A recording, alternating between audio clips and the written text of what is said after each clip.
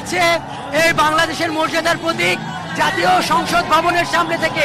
আমরা দেখছি যে শান্তির প্রতীক পায়রা, যেটি এতদিন স্বৈরাচারের শৃঙ্খলে বন্দী ছিল, সেটি ধীরে ধীরে বের হয়ে আসছে। এবং এই অভূতপূর্ব দৃশ্য দেখতে এখানে লক্ষ লক্ষ মানুষ সংসদ ভবনের সামনে কিন্তু হাজির হয়েছে এবং পুরো এই মানিক মে এভিনিউ সেটি কিন্তু এখানে দেখছে। এবং এই সংসদ ভবনের এই আকাশে লেখা হচ্ছে ৩৬ জুলাই রিবার্থ, অর্থাৎ পুনর্জন্ম। এই পুনর্জন্ম হলো বাংলাদেশের পুনর্জন্ম। এই বর্ষবরণের দিনে পুরো বাঙালি জাতিকে বাংলাদেশের যে চীনা দূতাবাস সেটি উপহার দিয়েছে এই বাংলাদেশের পুনর্জন্মকে আবার এই বাংলাদেশের আকাশে ড্রোন দিয়ে প্রযুক্তির মাধ্যমে একে কিন্তু তারা দেখালো। আমরা দ্বিতীয় দৃশ্য দেখার অপেক্ষায় আছি। পুরো 14 মিনিট জুড়ে চলবে আয়োজন এবং একটি দুটি না ২৬০০ ড্রোন এখন জাতীয় সংসদ ভবনের সামনে, এই পবিত্র জাতীয় সংসদ ভবনের আকাশে কিন্তু তারা এই আলোর ঝলকানির মাধ্যমে এই ৩৬ জুলাই বাংলার ঐতিহ্য, বাংলাদেশ এবং চীনের যে ঐতিহ্যবাহী সম্পর্ক এবং বাংলাদেশের এই স্বাধীনতাকামী প্যালেস্টাইনের প্রতি যে ঐতিহ্যবাহী সংহতি সেটা কিন্তু তুলে ধরা হচ্ছে। আমরা দ্বিতীয় দৃশ্য দেখার অপেক্ষা আছি। ঠিক এই মুহূর্তে আমরা দেখছি জাতীয় সংসদ ভবনের সামনে যে দৃশ্য বাংলার প্রতিটি মানুষকে নাড়া দিয়েছিল, জুলাই শহীদদের ইমাম আবু সাইদের ছবি এবং পেছনে কিন্তু বেজে উঠছে সেই জুলাই বিপ্লবের গানগুলো। আবু সাইদ আবার মিলিয়ে যাচ্ছে আকাশে। এইখানকার উপস্থিত মানুষের আবেগ আপ্লুত।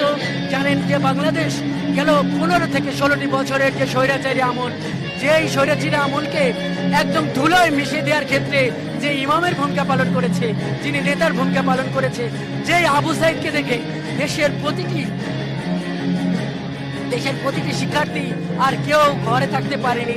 সে শিক্ষা এবার আমরা দেখছি সেই মুগ্ধকে, এবং তার পাশে লেখা আছে যে পানি লাগবে পানি।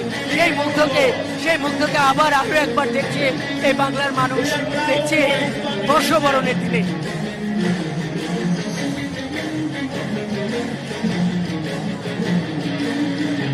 জুলাইয়ের যে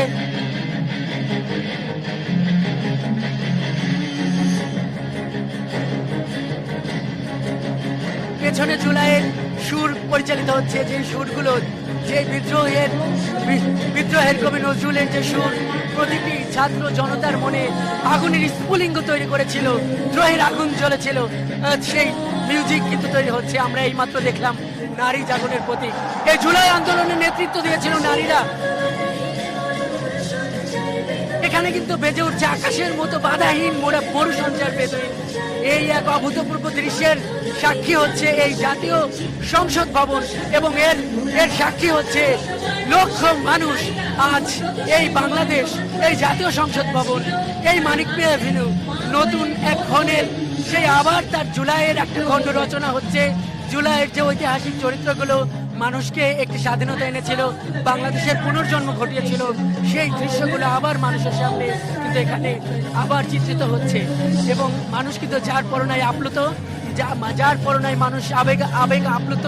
এবং তারা এই আনন্দের দিনে তারা তাদের শহীদদের দেখে, যারা এই জুলাইকে সফল করার ক্ষেত্রে জীবন দান করেছে, যারা ভূমিকা রেখেছে, তাদের দেখে কিন্তু আবার আপ্লুত। এখন আমরা দেখতে পাচ্ছি সুজনকে, সেই রিক্সাওয়ালা সুজন, যেই সুজনের স্যালুট ছাত্র জনতাকে অনেক উৎসাহিত করেছিল, সেই সুজনকে এখন আমরা দেখছি।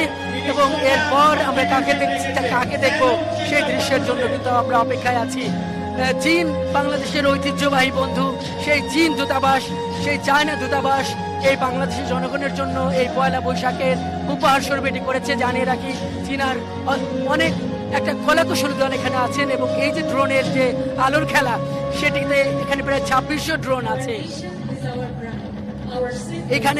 এইখানে কিন্তু বাংলাদেশকে তুলে ধরা হচ্ছে, বাংলাদেশের ঐতিহ্য সেই শাপলা ফুলকে তুলে ধরা হয়েছে, পদ্মকে তুলে ধরা হয়েছে এবং পুরন্ত দোয়েলকে কিন্তু এখানে ফুটিয়ে তোলা হয়েছে।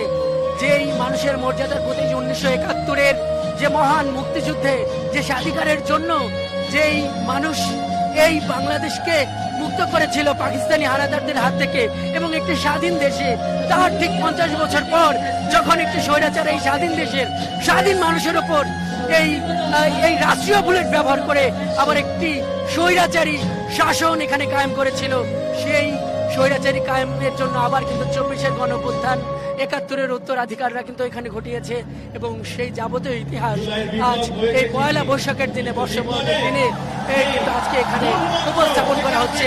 এই 1971 ভেসে উঠেছে এই মহান জাতীয় সংসদের সামনে এবং এখানে কিন্তু স্পষ্টভাবে আছে 1971-এর উত্তরাধিকার 2024, 1971-এর সংগ্রামের ধারাবাহিকতা 2024 এবং 1971 এবং 2024 যে একই ধারাবাহিকতা।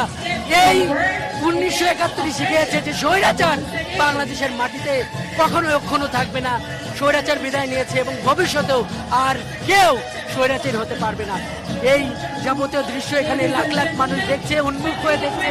আবার আমরা দেখছি সেই আবু সাইদকে যে আবু সাইদ এই জুলাই আন্দোলনের প্রতীক, সেই আবু সাইদ 2024-এর এই গণঅভ্যুত্থানের সামনে দাঁড়িয়ে এখানে জাতীয় পতাকা হাতে দাঁড়িয়ে গেছে। দর্শক, আমরা যুক্ত হয়েছি মানিক মে এভিনিউতে টেলিভিশনের পর্দায়। আপনারা যে আলোর খেলা দেখছেন এটি মূলত এই পয়লা বৈশাখের আয়োজন, সংস্কৃতি মন্ত্রণালয়ের আয়োজন, সরকারের আয়োজন।